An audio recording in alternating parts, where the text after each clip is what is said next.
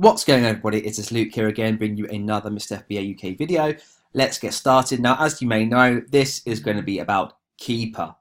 Now, as I'm sure nearly every single person is going to be aware, as of yesterday, it seems that you now have to actually pay to access what you can see in front of you, yeah? So, without anything, basically, if you just go onto it now, you will probably see something like this.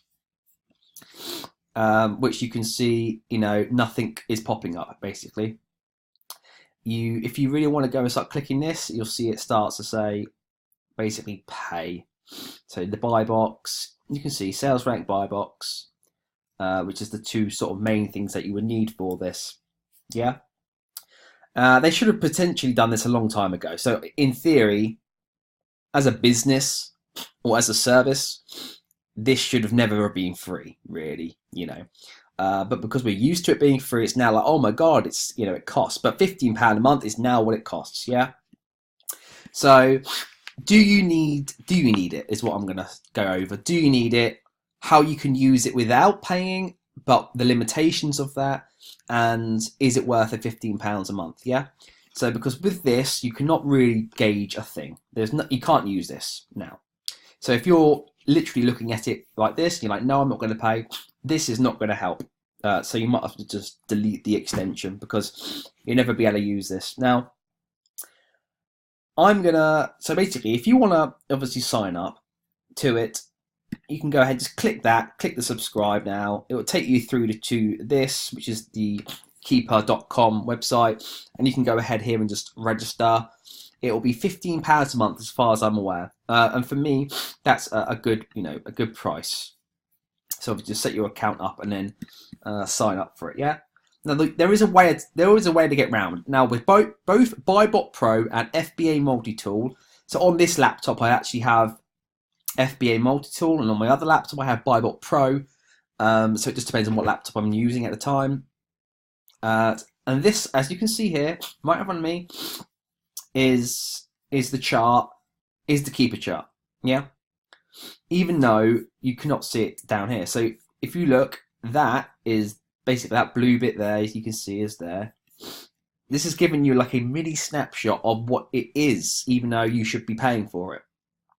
Now BuyBot Pro has also just released this on their basically on their sort of display, very similar to what this would look like, but just on the BuyBot Pro extension because of this issue. So obviously, people may not want to sign up for KEEPA as well as have BuyBot Pro FBA Multi-Tool. So both of the softwares are now incorporating this mini chart, I would call it, because you can't really click through onto this and access it.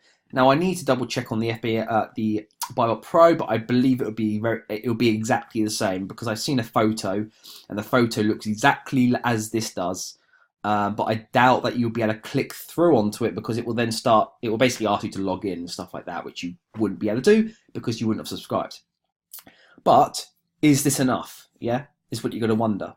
Can you incorporate BuyBot Pro, FBA Multi-Tool, and this mini KEEPA, and is that sufficient information? And then therefore you don't have to then subscribe to KEEPA because you are able to get the information from a couple of areas, if you get what I'm trying to say, yeah. So let's talk about it. So for example, you can see from here, you can see the price. If you really want, you can see what the price is in you, yeah. So you can't see what the buy box is, but you can get a good feel. Let's see if we get for. You can see Amazon will selling it at some point, which is good. So you can see that.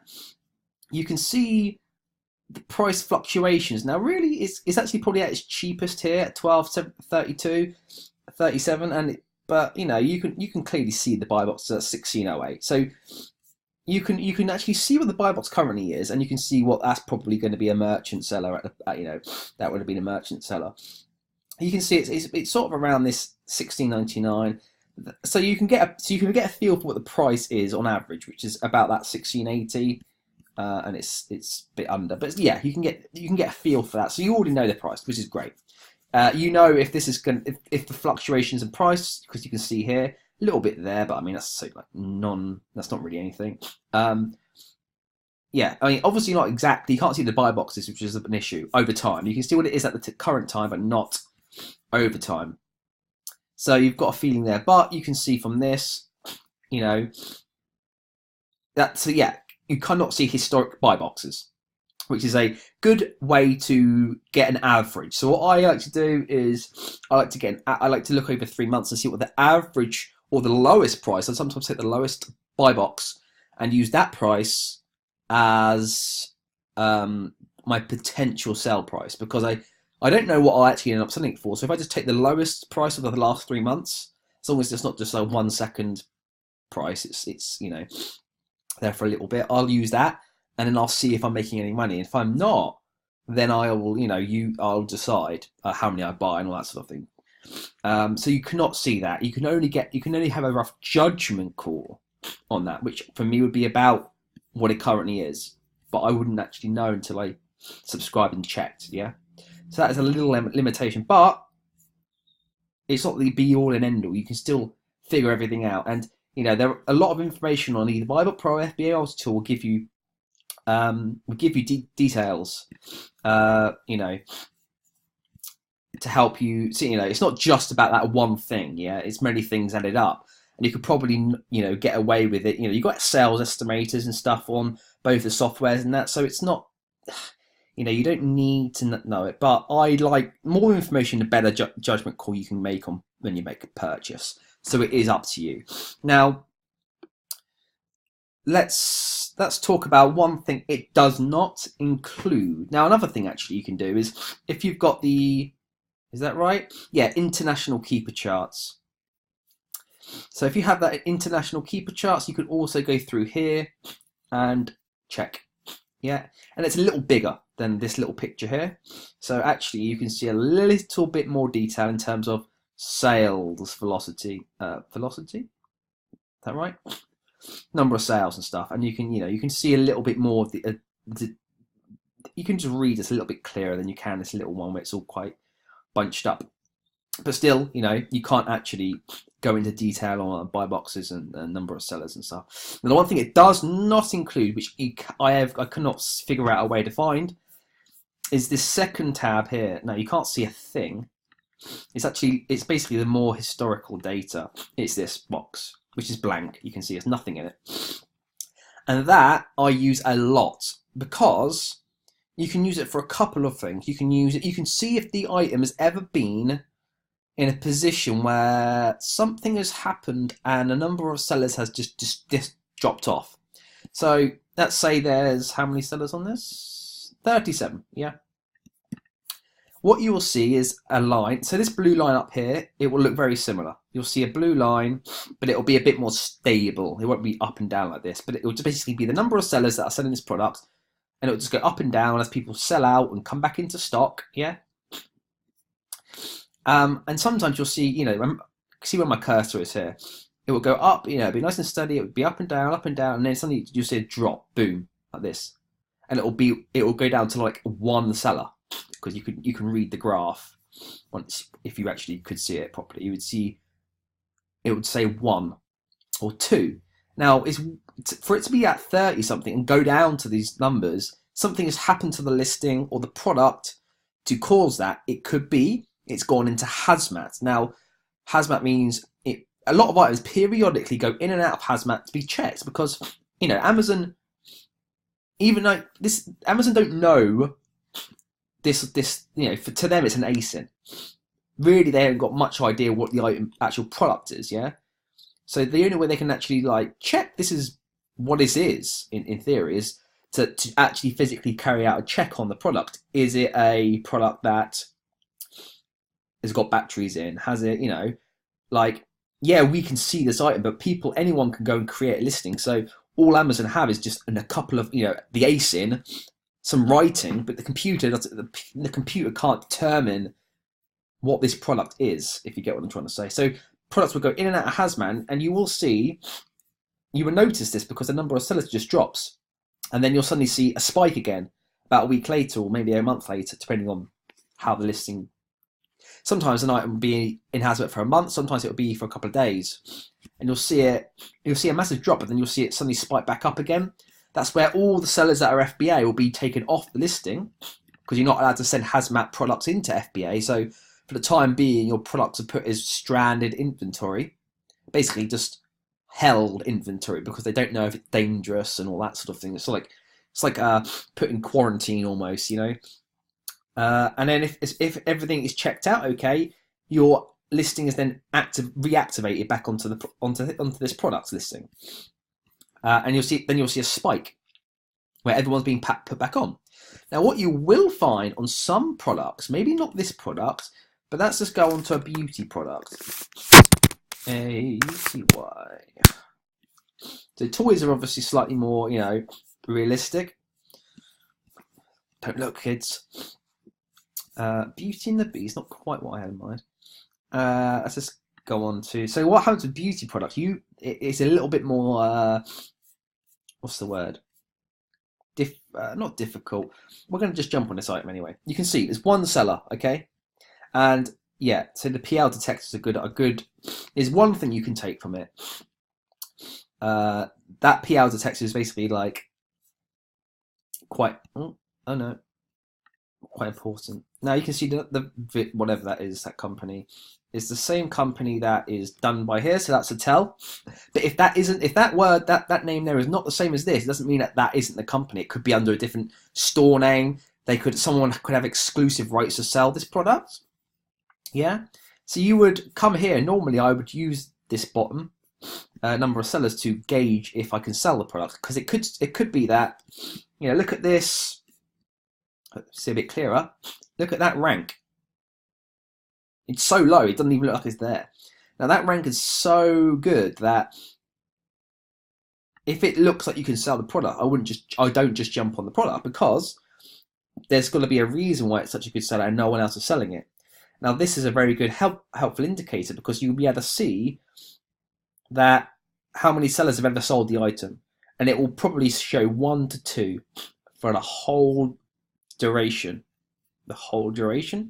meaning no one else has ever come on and survived for long, because it's gone from 1 to 2 to 1, and that's normally because this company. So I've got a bit of a cold, so I will just trying to, you know, this company would normally put a policy violation against your account. They basically say that you are intellectual property or trademark, or, you know, all that sort of thing, and against your account. Amazon won't, you know, you can't give anything to prove, because this company is the same company. Therefore, if they say that you can't sell it, then you can't sell it, even though you could have bought this from another shop. And you can see on this graph here that anyone that's ever jumped on the listing has then been straight away just disappeared off the listing, meaning the company has probably put in some sort of complaint and Amazon have deleted you off the listing. And you can read that very, very easily from this graph, which obviously you can't see anymore. And another good thing is that, say that you don't know this item is potentially what I've just described. So this looks quite private label. It's got, you know, Viola skin on it, and you can see Viola skin, so it's quite obvious there's only one seller and all that sort of thing. But if it's, you know, let's say there's 6 sellers, or 4 sellers, 5 sellers. This was a different company. This was not actually. It could be All Over Beauty. Maybe that's what they called themselves on Amazon. All Over Beauty, yeah.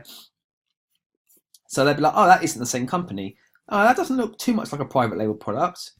Oh, there's a couple of sellers on it. Okay, and it's very, very difficult. It's like it's not as clear cut like this. Now I would use this graph I would go to all here, which you cannot obviously see. The more all, the better.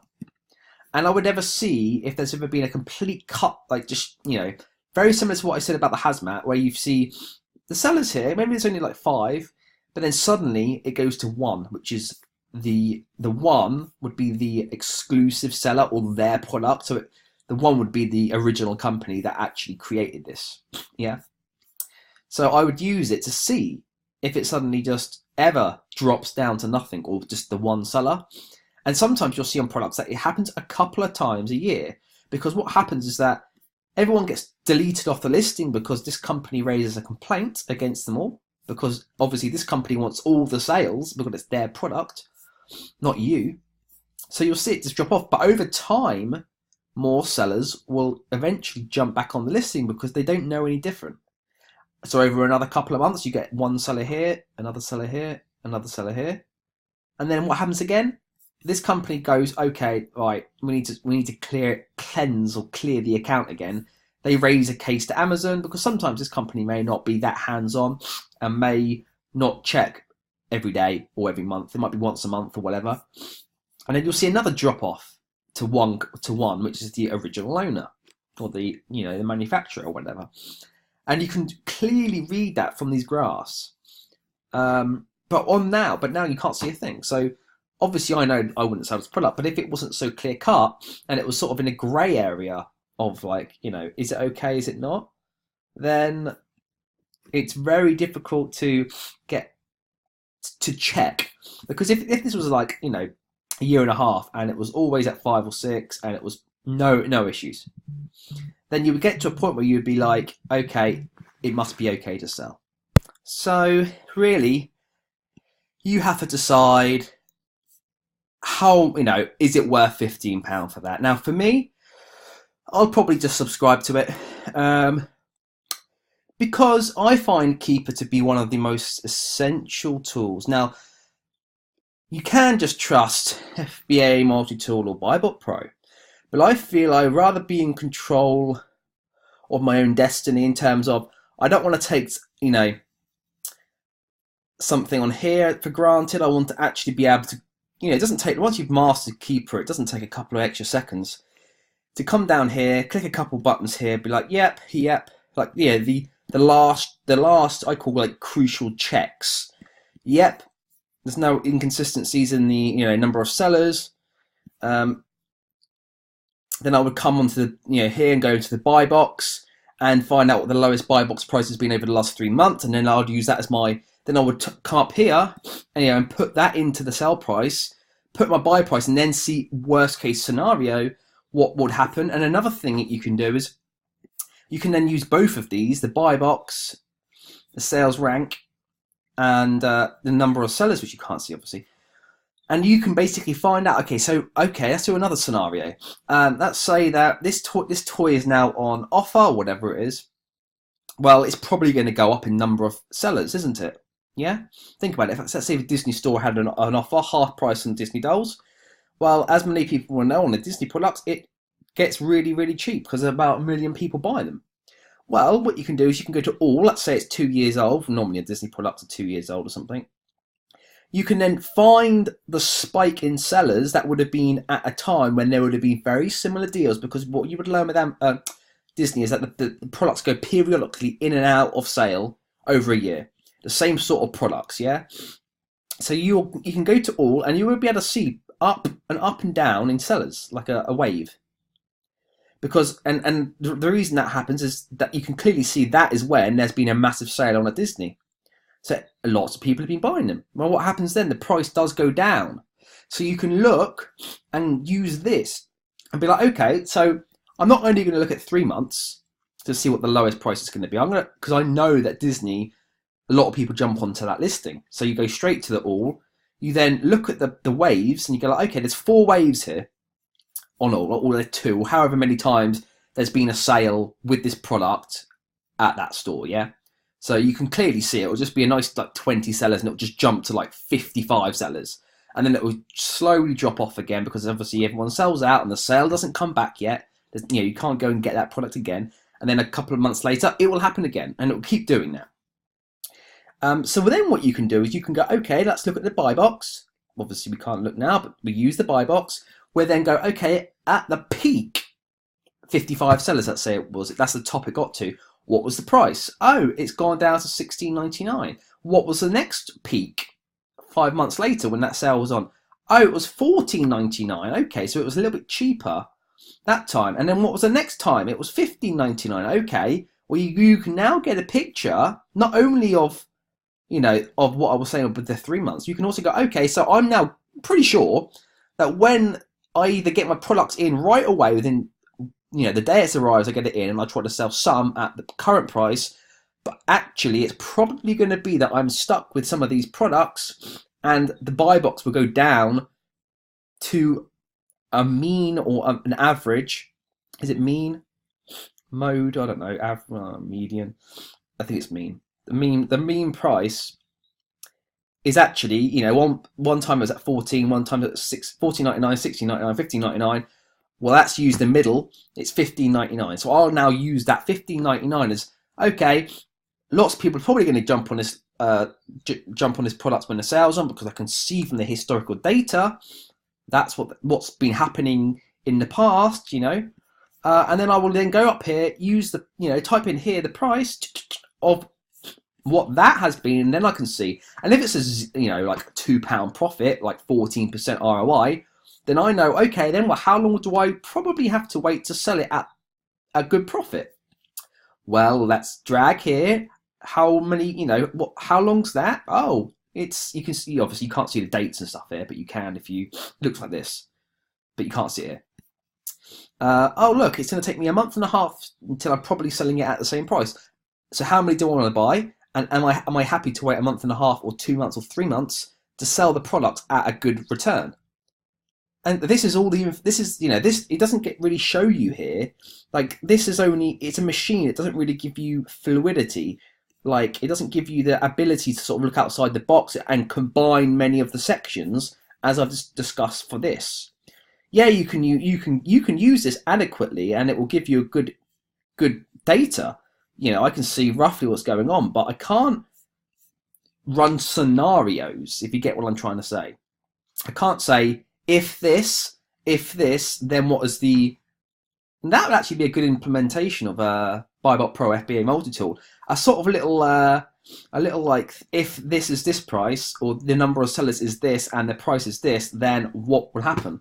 You know, because for me, I love the scenario planning. I mean, I think that's what else they call it in business, but whatever you want to call this, you know, what's just been going on. This is something that this software doesn't really do, and without actually having this data, you can't do it. You know, you can only roughly figure out by month, but then you can't see the number of sellers, and you can't really, and that data really gives you a good. It prepares you as early as you can, so that you're not faced with anything uncertain later. You already know what's going to happen. So you'll see on Facebook a lot of people say, "Oh, this, you know, does this happen a lot?" La la la la la. What if you did this? You know, if you did this at the beginning, you would already know all of that already. So you don't have to watch. So as soon as you've already understood it, you just move on to the next thing. And then when it happens, you don't even spend a second looking at it, because you've already planned ahead and know exactly what's happening. It's like a story, you know, and you let the story play out. You know, just because it's in the middle of the story, it's been there for a couple of months, doesn't mean that you need to do anything. You need to let the whole thing play out. And the whole thing plays out a couple of months later, then you sell all your products at 45%, because everyone sells out, and then it gets back to the original price. You kind of get what I mean? So that is why I really like KEEPA, in terms of I use it for so much scenario planning, and like it you know, all the way down to how many do I want to buy, you know, how long am I willing to hold this product potentially. This is just, you know, you think, you know, I already know now it could be 3-4 months before I sell it. So now I'm already prepared for that, and therefore my buying decisions can be like influenced by the understanding behind that, and how many I'm going to be buying, and you know, and all that sort of thing. And yeah, it's just little extras I find, like, definitely that what I've just gone over there to be really, really vital to how I go about doing things on a day-to-day basis for sourcing products. But I guarantee, you know, you don't need it in terms of if you're trying to cut down and you're new and you want to start off, and maybe that's something you want to approach later. But a lot of what I've just said is almost vital when you're a beginner, because you don't want to overbuy or underbuy or whatever. You don't want to have too much left in stock and then have to sell it at a loss or something, because you don't understand the fundamentals behind the whole process. And it's almost like, you know, if you don't have the right glasses, then you can see but not properly. Yeah, you can figure out, give or take, what's going on, but you can't see the detail behind it, which for me is this. Yeah. For 15 quid, you know, there's a lot of other things that 15 quid's 15 quid. And I know I keep saying, you know, this is only 15, this is only 20, and by the time you added it all up, it is, you know, in the hundreds or whatever. But there is like a minimum entry cost or cost to entry to do online arbitrage.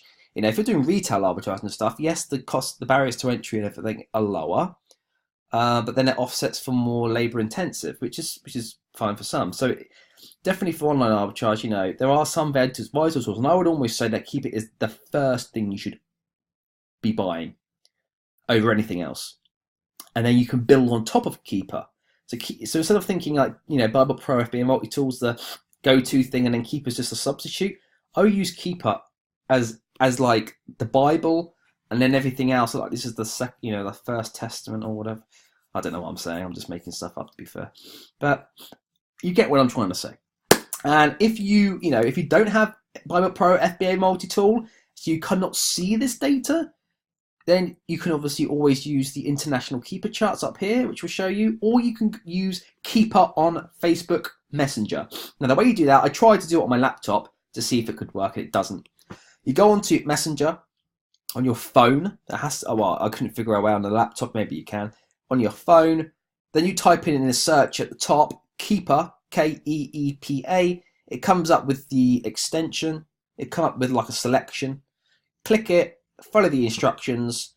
Type in the ASIN, and it will give you this graph. It'll look exactly the same, but it means if you haven't got Bible Pro FBA multi-tool, obviously there is a way to see it. One is to download this, or if you want to do it on your phone, for example, then you can do it through Facebook Messenger.